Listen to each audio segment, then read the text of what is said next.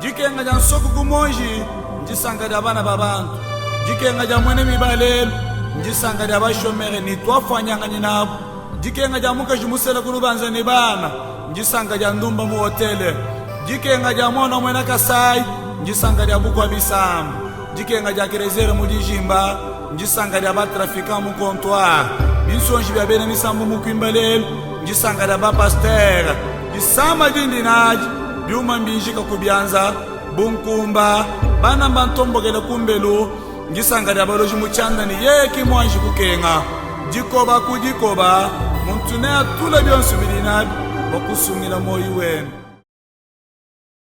Les artistes qui m'inspirent, Maman Laure, la sœur Sandra Mbouy, sœur Dena Moana, sœur Deborah Lukalou, sœur Marie Misamo et Maman Rebecca. Aucune love, marcher dans l'amour. Oui, je veux marcher chaque jour dans ton amour, car la miséricorde triomphe le jugement, triomphe de l'amour, oui, l'amour triomphe encore. Aucune love de marcher dans l'amour. Oui, je veux marcher chaque jour dans ton amour, car la miséricorde triomphe le jugement, triomphe de l'amour, oui, l'amour triomphe encore. Ça, c'est pour la sœur Dena et la sœur Sandra.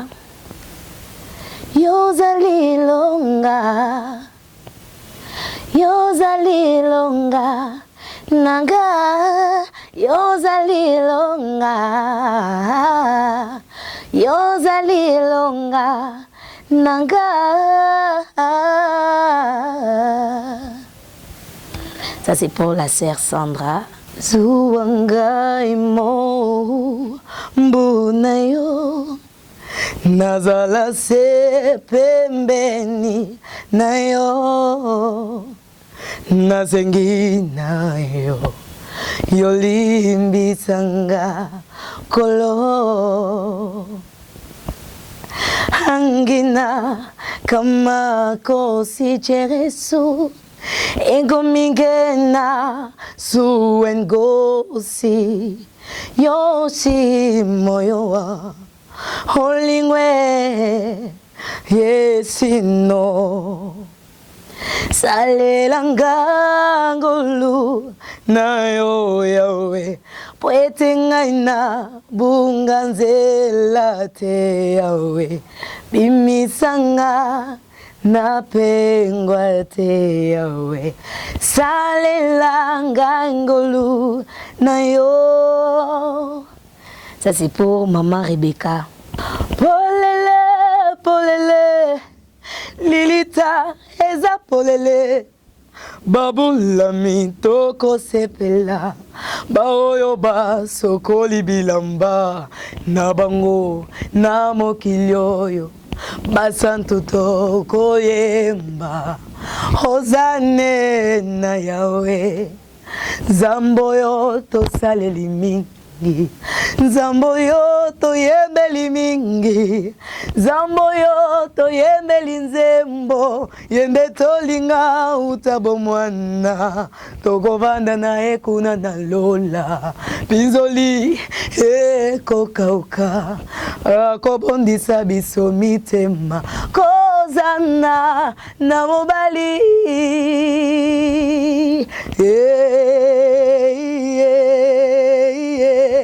Lili tezanango, ezanango, efungwa mi,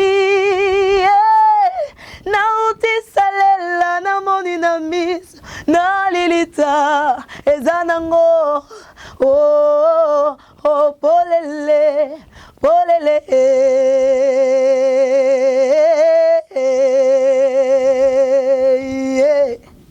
Ça c'est pour Maman Laure. Et aussi mon grand frère Mike Flore. Kikoso, pardon, nakutani na moto akutanaki na Zakayo akitisie na sikomo pe akotinanda konaye akutani na ngaye akitisinga na nzete ya masumo abeti ekuke ya motema na ngai pe wana akoti le seul nom qui prime dans ma bouche les sujets de mes louanges Yesu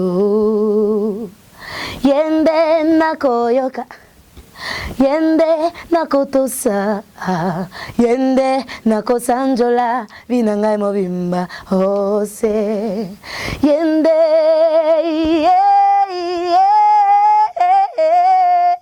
yende nakosanjola vinangai mobimba ose yende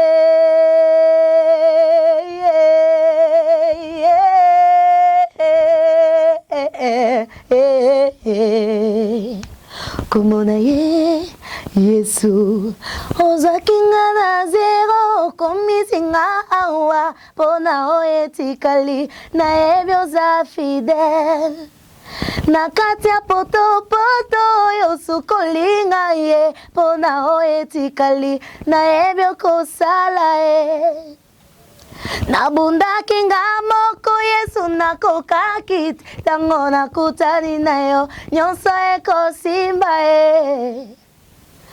Mon âme loue l'Éternel, n'oublie pas ses bienfaits. Pona oetikali, Jésus j'ai confiance. Ozwakinga na zero, okomisinga awa. Pona oetikali, na ebyoza fidèle.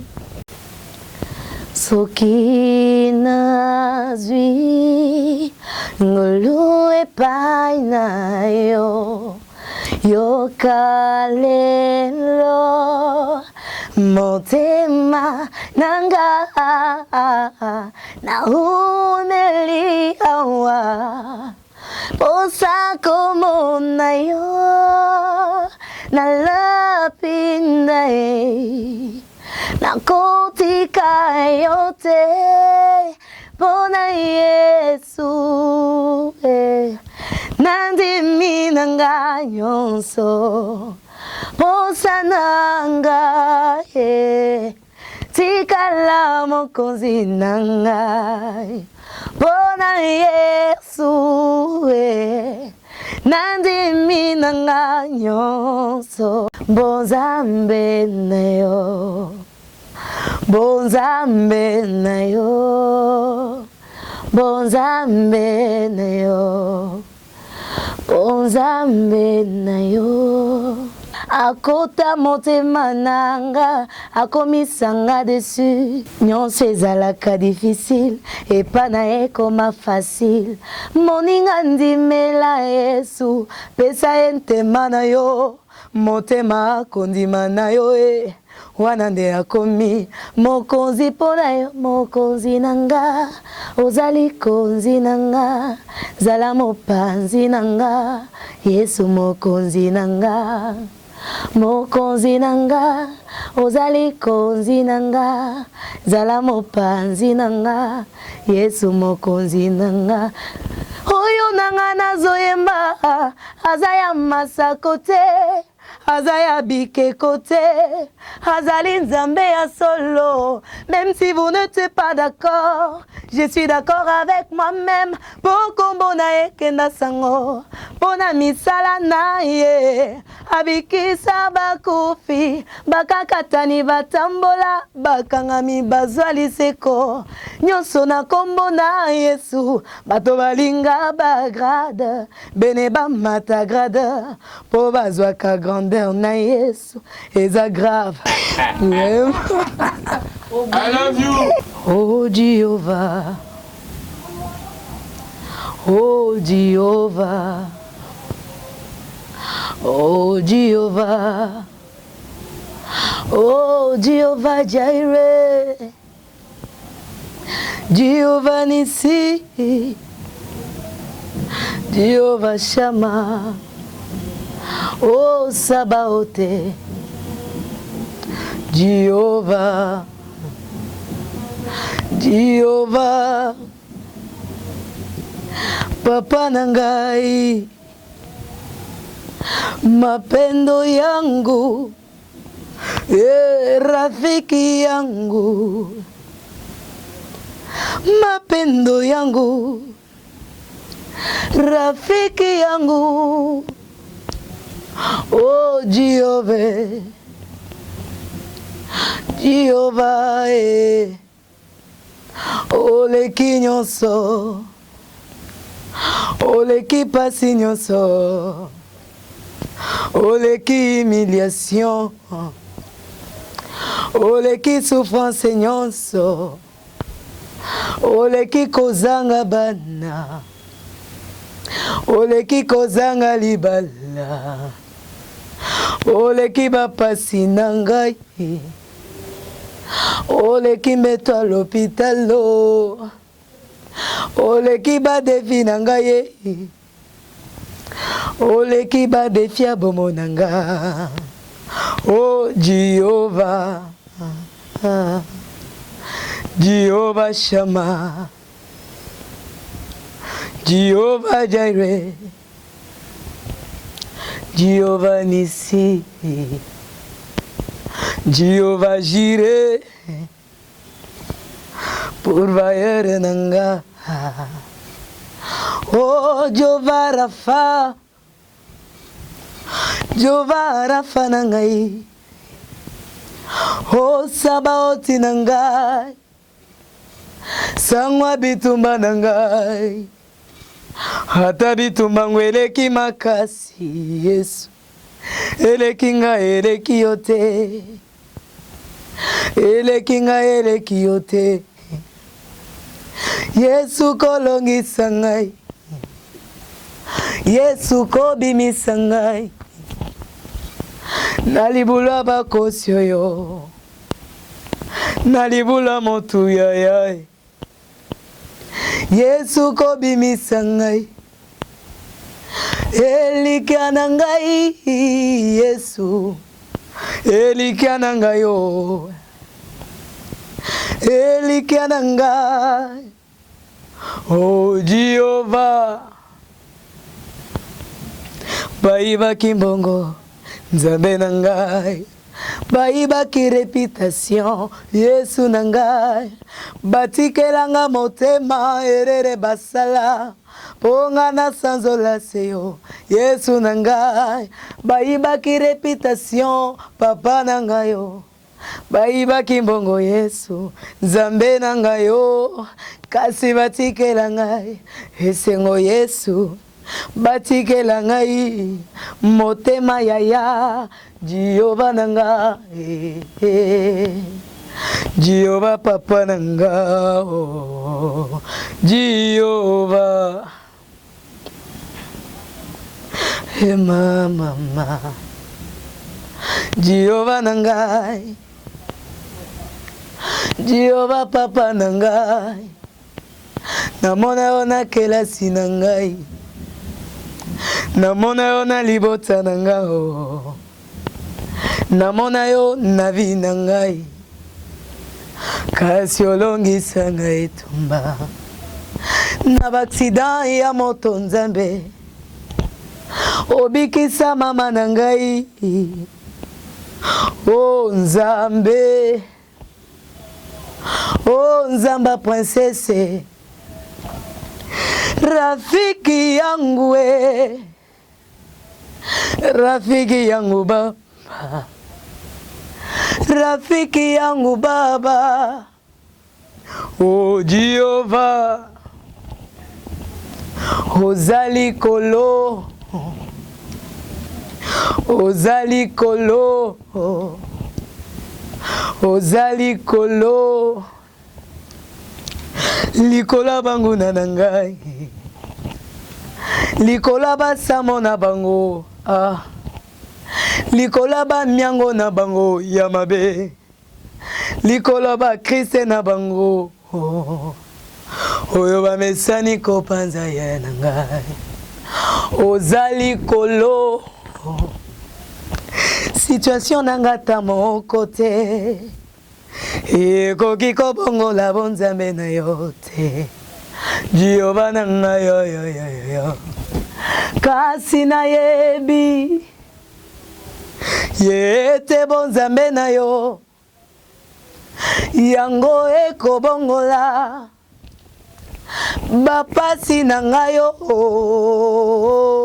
oyango toyembi o Jehova Jehova na ngai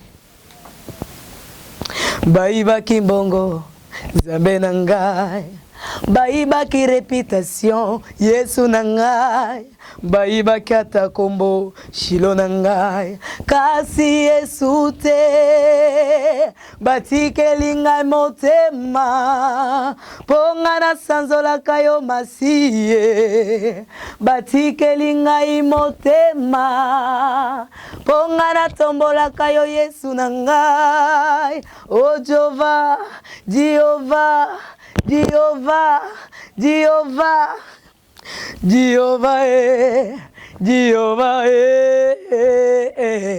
Jehova nanga o Jehova mama nanokosa ngai te Nzambe nanga nanokosa ngai te hallelujah nanokosa ngai te oh my God nanokosa ngai te hallelujah hallelujah oh Jehovah na jadis Shilo na ngai appendice perforé na libumu Yaya nanga Yesu nanga yaya obikisanga na kufa Shilo nanga nayemba lolenge nini Yawe nanga nayemba lolenge nini yango Yesu nanga oh Jehova nanga oh Jehova papa nanga ya Jehova Jehova ozali kolo ozali kolo ozali kolo.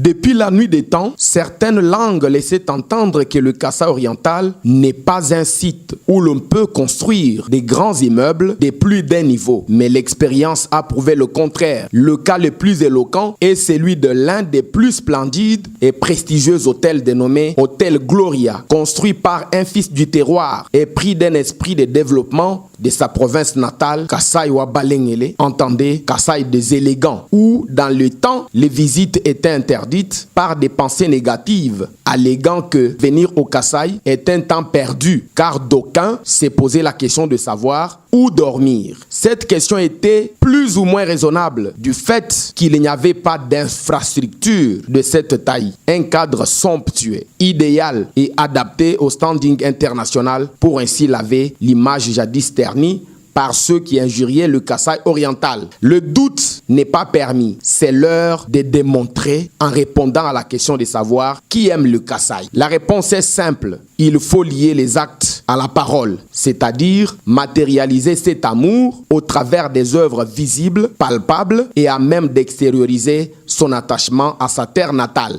tel l'hôtel Gloria, ces bijoux qui attirent les curieux et touristes qui se sentent honorés par cet esprit de créativité qui sort de l'ordinaire. La balle est donc dans le camp des autorités politico-administratives auxquelles nous lançons un appel au soutien de telles initiatives pour l'émergence de cet hôtel prestigieux. Franck Tcholawetu TV félicite l'initiateur de cette bâtisse qui fait la fierté de tout un peuple. L'hôtel Gloria constitue ainsi un exemple à suivre, car construire au Kasaï est un défi lancé aux Kasaïens qui disent qu'ils aiment Fachi Béton et leur Kasaï.